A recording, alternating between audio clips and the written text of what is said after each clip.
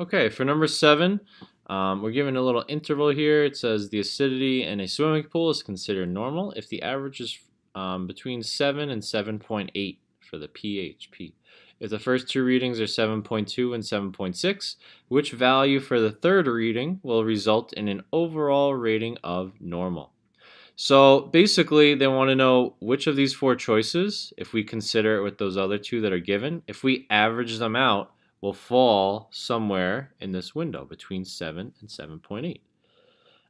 So you can think of it a few ways. One way would be to, like I said, kind of go through them, guessing and checking. When we find average, we know we add up all three values, and because we were adding up 3 here, we would divide by 3.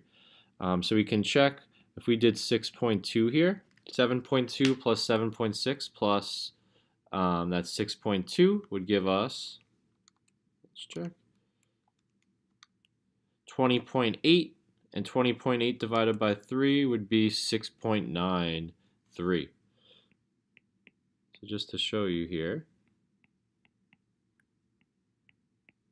this would not be normal. We would get a pH or p-value of 6.93, not resulting in a normal one. So we can go through the choices like this.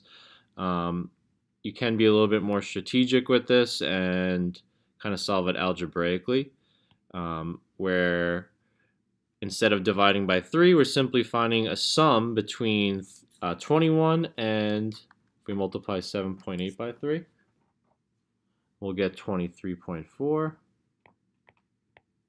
So we're looking for some sum between 21 and 23.4 that can help us a little bit, maybe eliminate some of the other choices. 7.2 plus 7.6 is 14.8. And now if we subtract that 14.8 from each of these, we're basically looking for a value that falls between 6.2 and, so you can see that first value is just off, 8.6. And notice the inequality symbols here. So that's why 1 and 3, you'll notice those are on the left and right hand side, but they're not equal. P cannot be equal to either of those. So the only one that is within that interval is choice 2.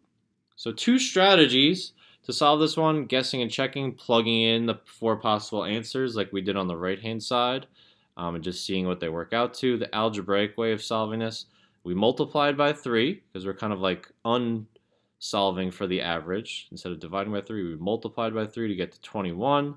We added together what we had so far, which was these 2 values right here, and basically saw how much we had left to kind of reach that given amount, which in this case 7.3 was in between that little interval.